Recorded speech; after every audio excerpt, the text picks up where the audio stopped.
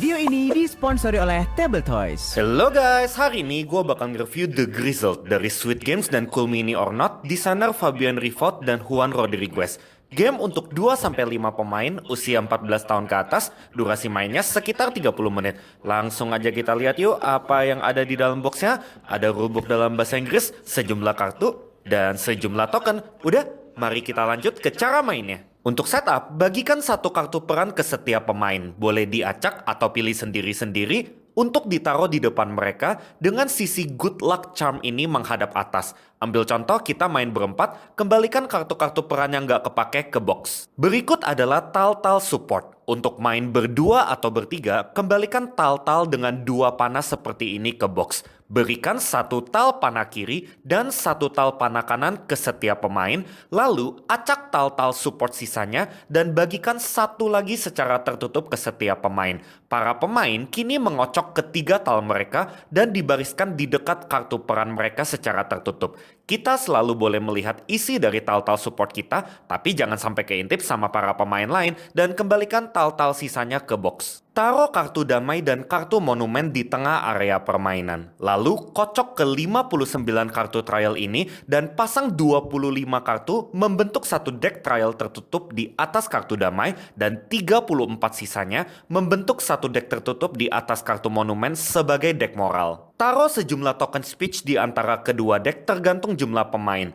3 kalau main berlima, 4 kalau main berempat, dan 5 kalau main berdua atau bertiga. Kembaliin token-token speech yang gak kepake ke box. Teks tertera hanya untuk fungsi tematik, jadi buat gameplay semuanya sama. Dan itulah setupnya. Pemain yang paling berbulu akan menjadi pemimpin misi pertama, atau boleh juga ditentukan secara acak. Berikan token pemimpin ini kepadanya dan permainan pun siap untuk dimulai. 2 Agustus 1914, keluar himbauan dari pemerintah bagi para sukarelawan untuk melayani negara di medan perang. Sekelompok teman baik mendaftar dan berjanji akan kembali bersama dengan selamat. Tapi tidak semudah itu, karena kenyataan yang dihadapi jauh lebih buruk dari ketakutan mereka.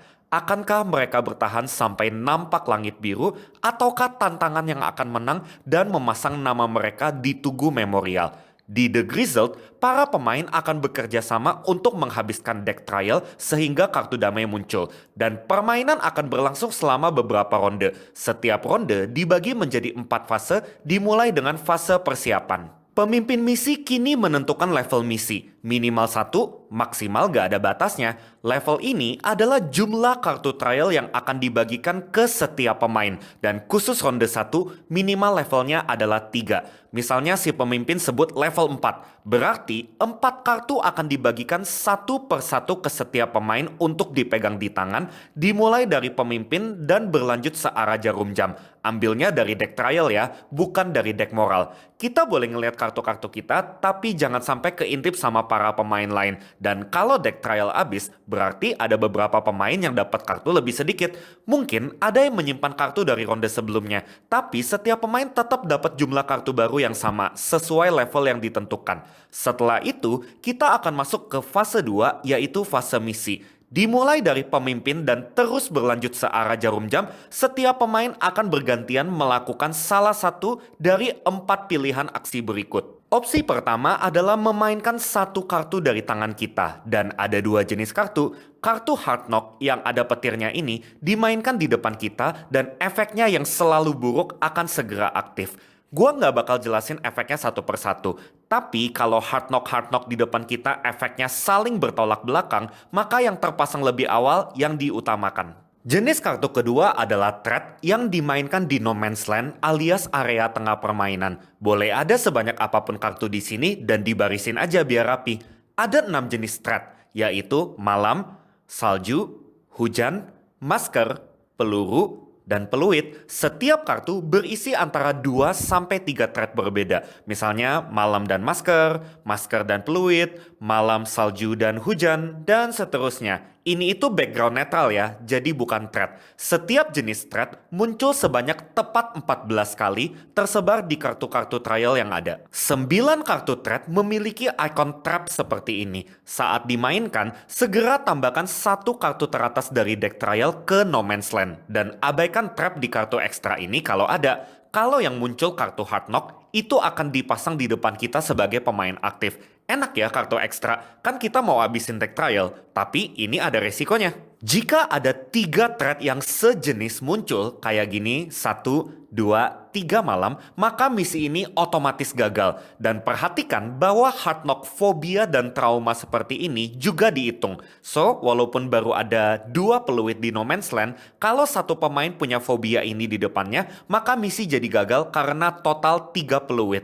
Gak segampang itu kan? Repotnya lagi, para pemain tidak boleh menginfokan isi dari kartu-kartu di tangan mereka. Tapi kita boleh menghitung berapa sisa kartu di kedua deck. Bisa jadi gak ada kartu yang aman dimainin karena bakal bikin misi gagal. Tapi untungnya ada pilihan aksi yang lain. Opsi kedua adalah membalik kartu Good Luck Charm kita menjadi sisi non-aktif untuk mendiscard satu kartu dari No Man's Land yang berisi thread dari jenis yang tertera di kartu peran kita. Di contoh ini, Good Luck Charm gua itu salju. Berarti gua bisa pakai buat buang satu kartu yang berisi salju dari No Man's Land kembali ke box.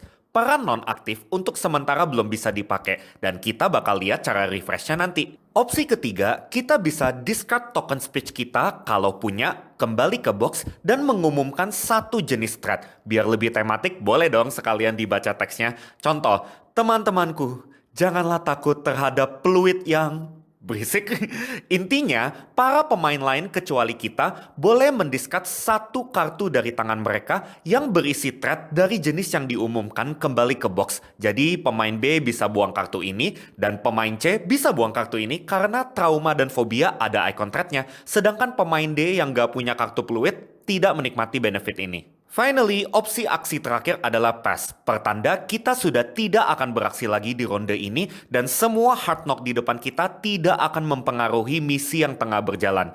Kini, kita memilih salah satu dari tal-tal support kita untuk ditaruh secara tertutup di atas kartu peran kita. Dan kita dilarang mendiskusikan tal apa yang kita mainin. That's it, giliran kita di ronde ini akan terus dilewati dan token speech tidak lagi mengefek kita. Kalau nggak punya tal support, kita tetap boleh pass tapi nggak mainin tal support. Dan itulah 4 pilihan aksi yang ada. Setelah melakukan salah satunya, pemain berikutnya yang belum pas lalu boleh beraksi. Dan fase misi akan segera berakhir saat salah satu dari 2 kondisi berikut terjadi. Pertama, jika muncul 3 thread yang sejenis, maka misi gagal dan kocok ulang semua kartu di No Man's Land kembali ke dalam deck trial.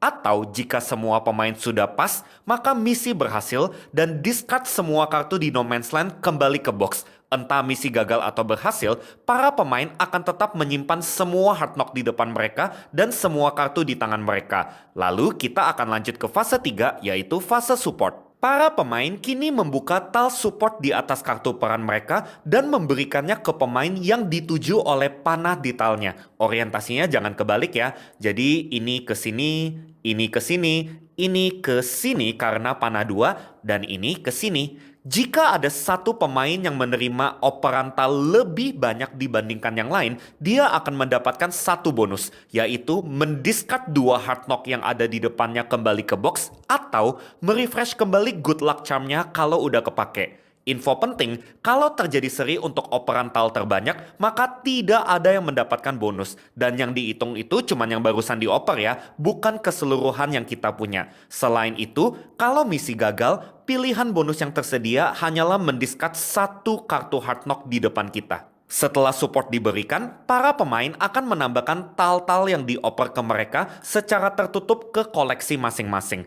Lalu cek jika salah satu dari 2 kondisi berikut terjadi. Pertama, kalau kini ada satu pemain yang punya minimal 4 hard knock di depannya, maka permainan akan segera selesai dan semua pemain kalah bersama. Kedua, kalau kini deck trial kosong, kartu damai muncul dan semua pemain udah nggak punya kartu tersisa di tangan, maka permainan juga selesai dan semua pemain menang bersama. Kalau nggak ada kondisi endgame yang terjadi, kita lalu lanjut ke fase 4, yaitu fase moral. Ambil sejumlah kartu dari deck moral untuk dikocok ke dalam deck trial sesuai jumlah kartu yang tersisa di tangan semua pemain. Di contoh ini, kita tambahin 1, 2, 3, 4, 5, 6 kartu. Tapi kita tetap mesti tambahin minimal 3 kartu sekalipun total kartu yang dipegang para pemain kurang dari 3. Setelah itu, kalau kini deck moral habis, kartu monumen muncul, permainan akan segera selesai dan semua pemain kalah bersama. Kalau enggak, pemimpin akan mengambil satu token speech dari tengah. Lalu, oper token pemimpin ke pemain berikutnya searah jarum jam dan ronde baru pun siap untuk dimulai dari fase persiapan lagi. Dan itulah cara mainnya. Jadi kita kalah kalau satu pemain punya 4 hard knock atau deck moral habis. Dan kita menang kalau deck trial habis plus semua pemain udah nggak pegang kartu di tangan. Untuk pemula, kalian bisa coba rookie game di mana icon trap diabaikan. Atau untuk tantangan lebih, ada veteran game di mana kita memulai permainan dengan 30 kartu di deck trial. Ada juga versi main berdua seperti tertulis di rulebook ini. Having said so, itulah semua hal yang perlu kalian ketahui tentang The Grizzled. Kalau sampai kalian ada yang bingung, rules yang kurang jelas, kalian boleh post di komen di bawah. Gue bakal jelaskan semaksimal mungkin. Ya, kiranya video ini bisa membantu dan menghibur kalian. Bye! Sampai jumpa di video berikutnya. Keep board gaming!